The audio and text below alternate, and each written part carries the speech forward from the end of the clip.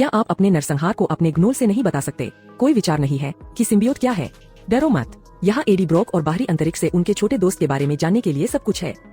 हालांकि वेनोम और इन फिल्मों में से कई पात्र मार्वल एंटरटेनमेंट की संपत्तियों पर आधारित है, वे मार्वल सिनेमैटिक यूनिवर्स में नहीं रहते हैं। इसके बजाय वेनोम त्रयी एक साझा सिनेमाई ब्रह्मांड में होती है, जिसे सार्वजनिक रूप से सोनी के स्पाइडरमैन ब्रह्मांड के रूप में जाना जाता है। वेनोम फिल्मों के अलावा एसएसयू में 2022 का मोरबियस, 2024 का मैडम वेब और आगामी क्रावेन द हंटर शामिल है।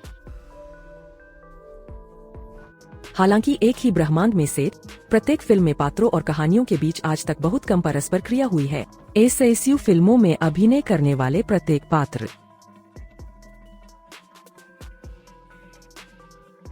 एसएसयू की कई फिल्मों में स्पाइडरमैन का जिक्र जरूर हुआ है, लेकिन हॉलैंड का स्पाइडरमैन अभी भी एमसीयू में काफी हद तक बना हुआ है। और जबकि वेनोम को मल्टीवर्स में कुछ अनुभव हो सकता है, द लास्ट डांस पूरी तरह से एसएसयू में स्थापित प्रतीत होता है। एडी ब्रॉक को वेनोम फिल्मों में कॉमिक बुक स्रोत सामग्री के अपेक्षाकृत करीब दिखाया गया है। जब वेनोम में उसका परिचय कराया जाता है तो वह एक खोजी पत्रकार के रूप में काम करता है। एडी सैन फ्रांसिस्को में रहता है और जब हम उसे पहली बार मिलते हैं तो उसकी सगाई वकील एनी वांग से हो चुकी होती है।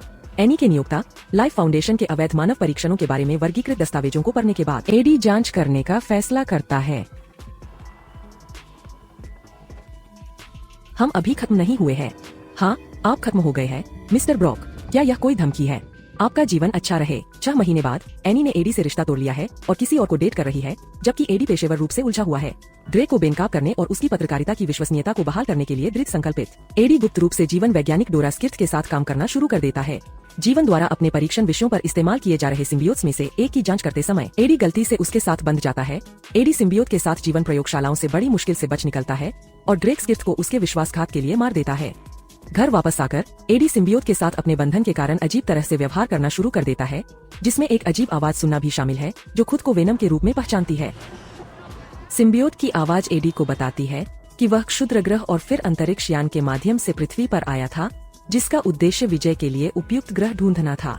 जब ड्रेक द्वारा नियुक्त भाड़े के सैनिक सिम्बियोट को पुनः प्राप्त करने के लिए एडी पर हमला करते हैं तो उसके चारों ओर विष उत्पन्न हो जाता है। उसे उन्हें हराने के लिए जरूरी अलौकिक क्षमताएं प्रदान करना। वेनम एडी को लाइफ फाउंडेशन से लड़ने में मदद करने के लिए सहमत हो जाता है।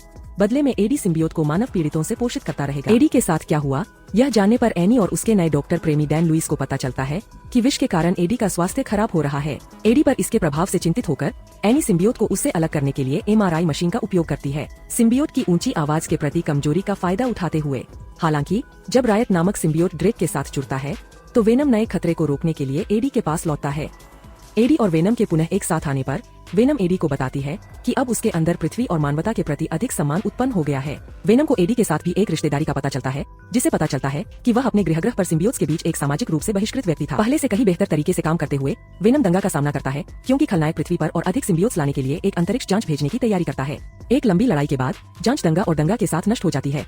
ड्रेक द्वारा बाधित न किए जाने पर एडी उसे और लाइफ फाउंडेशन को उनके अपराधों के लिए उजागर करने में सक्षम है, जिससे उसकी पत्रकारिता की ईमानदारी और कैरियर बहाल हो जाता है। हालांकि एनी रीड के साथ रहना चुनती है, लेकिन वह और एडी सुलह कर लेते हैं। एडी एनी और डैन को यह नहीं बताने का फैसला करता है कि वह अभी भी वेनम के साथ जुड़ा हुआ है और सैन फ्रांसिस्को में गुप्त रूप से काम करना जारी रखता है। रिश्ते को स्थिर करने और एडी के स्वास्थ्य को बिगड़ने से बचाने के लिए दोनों वेनम को तृप्त रखने के लिए खतरनाक अपराधियों का सेवन करने पर सहमत हो जाते हैं। वेनम की घटनाओं से दशकों पहले महत्वाकांक्षी सीरियल किलर क्लेटस कसाडी ने सैन फ्रांसिस्को क्षेत्र में आतंक मचा रखा था। क्लेटस की प्रेमिका फ्रांसिस बैरिसन बहुत ऊंची आवाज में चीखने की क्षमता रखती है, जिसके कारण उसका उपनाम श्रीक पड़ा। लेकिन जल्द ही उसे रेवेनक्रॉफ्ट इंस्टीट्यूट नामक अधिकतम सुरक्षा वाले संस्थान में भेज दिया जाता है। स्थानांतरण के दौरान श्रीक अपनी शक्तियों का उपयोग करके युवा पुलिसकर्मी पैट्रिक मुलिगन की सुनने की क्षमता को स्थायी रूप से क्षतिग्रस्त कर देती है, जिसके जवाब में श्रीक उसकी आंख में गोली मार देता है। जबकि श्रीक को रेवेनक्रॉफ्ट में हिरासत में लिया जाता है, क्लेटस एक कुख्यात हत्यारा बन जाता है और अंततः उसे सैन क्विंटिन में कैद कर लिया जाता है, जहां उसे मृत्युदंड दिया जाता है। वहां नरसंहार होने वाला है। वर्तमान समय में मुलिगन को जासूस के पद पर पदोन्नत कर दिया गया है, लेकिन वह इस बात से अनभिज्ञ है कि श्रीक जीवित है और रेवेनक्रॉफ्ट में हिरासत में है। क्लेटस को बाकी कैदियों से अलग एक कोठरी में अकेले रखा गया है, क्योंकि वह उनके लिए खतरा पैदा कर सकता है। एडी के पत्रकारिता करियर में वृद्धि के साथ साथ जैसे जैसे वह अपना कैरियर पुनः शुरू करता है, क्लेटस निर्णय लेता है कि एडी ही एकमात्र व्यक्ति है जिससे वह फांसी से पहले साक्षात्कार करना चाहता है। और चूंकि अभी भी क्लेटस से जुड़े कई पीड़ित लापता है, इसलिए एडी हत्यारे से उसकी कोठरी में मिलने के लिए सहमत हो जाता है।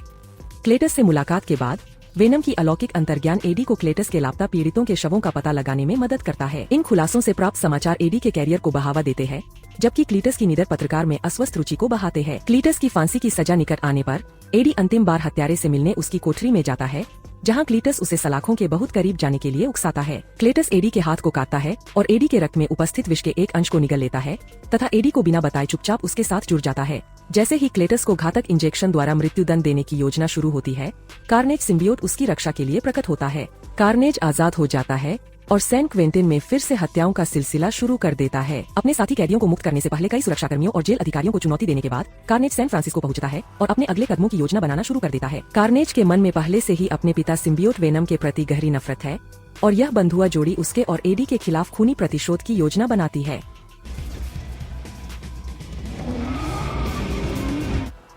क्लेटस और कार्नेज रेवेनक्रॉफ्ट शरण से भाग निकलते हैं और साथ मिलकर दंपति उस अनाथालय में आग लगा देते हैं जहां वे मिले थे और फिर सैन फ्रांसिस्को की ओर प्रस्थान करते हैं। ये घटनाक्रम मुलिगन को संदिग्ध बनाता है और वह एडी के अजीब व्यवहार के आधार पर उसे गिरफ्तार करने का फैसला करता है।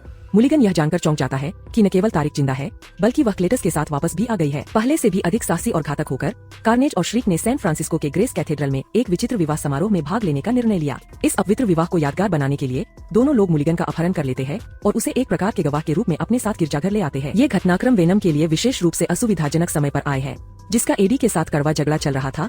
ठीक उसी समय जब क्लेटस और श्री की आपराधिक गतिविधियां बढ़ रही थीं। जैसे जैसे नरसंहार बढ़ता गया, एडी और वेनम के बीच सहजीवन लगभग अपूरणीय रूप से टूट गया। ठीक उस समय जब उनकी सबसे अधिक आवश्यकता थी। Venom let there be carnage की घटनाओं से वेनम सिम्बियोट इतने लंबे समय तक एडी से बंधे रहने के कारण तेजी से बेचैन हो गया है। जब एडी अपराधियों पर लगे प्रतिबंधों को कम करने से इनकार करता रहता है, तो उनका रिश्ता टूटने की कगार पर पहुंच जाता है। सिम्बियोट स्वयं को एडी से अलग कर लेता है और एक नए मेजबान की तलाश में चला जाता है, जिसके साथ वह रह सके, जिससे एडी वेनम के संरक्षण के बिना रह जाता है। मुलिगन से यह जानने के बाद कि क्लेटस फरार है, एडी वेनम को खोजने में मदद के लिए एनी से संपर्क करता है। रेव पार्टी में वेनम एडी के साथ अपनी समस्याओं को एक समर्थक भीड़ के सामने साझा करता है। उसे आत्मसम्मान की भावना पुनः प्राप्त करने में मदद करना। मैं तुमसे प्यार करता हूँ, मैं भी तुमसे प्यार करता हूँ।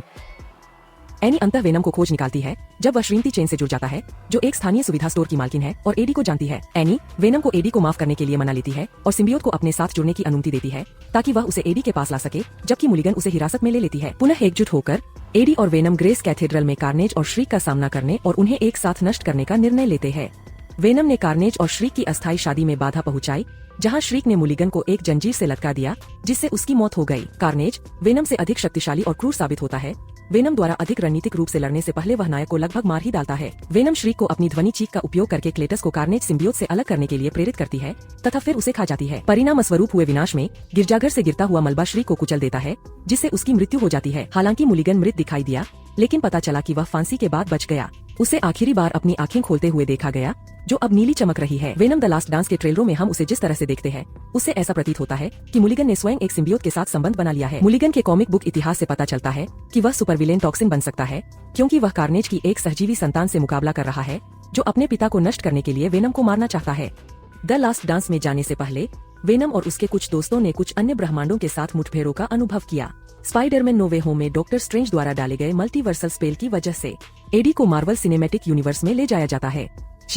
जोना जेमसन द्वारा एक टेलीविजन प्रसारण देखते हुए वेनम स्पाइडरमैन को पहचानता है और एडी तय करता है कि उसे वेबस्लिंगर से मिलना चाहिए। हालांकि एडी की एमसीयू यात्रा छोटी साबित होती है, क्योंकि स्ट्रेंज के रिवर्सल स्पेल ने उसे और वेनम को अपनी दुनिया में वापस भेज दिया, लेकिन वेनम सिम्बियोट का एक टुकड़ा पीछे छोड़ने से पहले नहीं। इस एसयू में वापस Shrimati chain Spiderman across the Spider-Verse की घटनाओं के दौरान स्पोर्ट से मिलती है। आप ऐसे व्यवहार कर रहे हैं जैसे कि आपके साथ हमेशा ऐसी अजीब चीजें होती रहती है।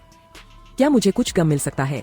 वेनम द लास्ट डांस के ट्रेलर से यह स्पष्ट हो जाता है कि एडी और सिम्बियोट को अब कई दलों द्वारा शिकार बनाया जा रहा है। जैसे जैसे सेना दुनिया भर में एडी का पीछा करती है, वेनम की दुनिया से और अधिक सिम्बियोट्स पृथ्वी पर आते हैं। ये सहजीवी सभी प्रकार के स्थानीय जीवों से जुड़ जाते हैं, जिससे वे रूपांतरित हो जाते हैं और वेनम पर हमला कर देते हैं। वेनम के मूल मिशन को देखते हुए पृथ्वी पर विजय प्राप्त करना है। इससे संकेत मिलता है कि सिम्बियोट्स इस बात से नाराज हो सकते हैं कि वेनम ने अपना लक्ष्य हासिल नहीं किया है। द लास्ट डांस ट्रेलर में चिवेटेल एजियोफोर को एक ऐसे सैन्य व्यक्ति की भूमिका निभाते हुए दिखाया गया है जिसका नाम अभी तक नहीं बताया गया है, या वेनम की तलाश में। दिलचस्प बात यह है कि ट्रेलर में एजियोफोर के सैनिक द्वारा नोवे होम से समुद्र तट के किनारे बार की जांच करने का फुटेज है, जहां वह गुम हुए सिम्बियोट टुकड़े को बरामद करता है। इससे पता चलता है कि एजियोफोर के किरदार में वेनम सिम्बियोट की खोज में ब्रह्मांड की यात्रा करने की क्षमता हो सकती है। या तो ऐसा है, या फिर सोनी ने अपनी फिल्मों पर ध्यान नहीं दिया है।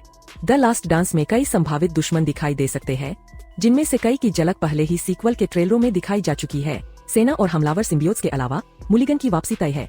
यह स्पष्ट नहीं है कि यह कैसे होगा। टॉक्सिन सिम्बियोट मुलिगन को प्रभावित कर रहा है, लेकिन ट्रेलरों और प्रोमो में नीली चमक वाला सिम्बियोट वेनम को डराता हुआ दिखाई दे रहा है। हालांकि द लास्ट डांस के अंतिम थिएट्रिकल ट्रेलर में नई फिल्म में वेनम को चुनौती देने के लिए एक अपवित्र प्रतिपक्षी की भी झलक मिलती है। इस ट्रेलर में एक लंबे बालों वाली आकृति को छायादार और चट्टानी स्थान पर सिंहासन पर बैठे हुए दिखाया गया है। इसके बाद से यह पुष्टि हो चुकी है कि यह नूल है, जो सिम्बियोट्स का देवता है तथा कॉमिक पुस्तकों में संभवतः वेनम का सबसे शक्तिशाली शत्रु है। द लास्ट डांस में नोएल की भूमिका और उसे निभाने वाले अभिनेता के बारे में अभी भी रहस्य बरकरार रखा गया है, लेकिन मल्टीवर्स के बारे में सिम्बियोट के ज्ञान और नॉल की विशाल शक्तियों को देखते हुए सोनी के पास वेनम और ग्रेटर एसआईएसयू के लिए बड़ी योजनाएं हो सकती है।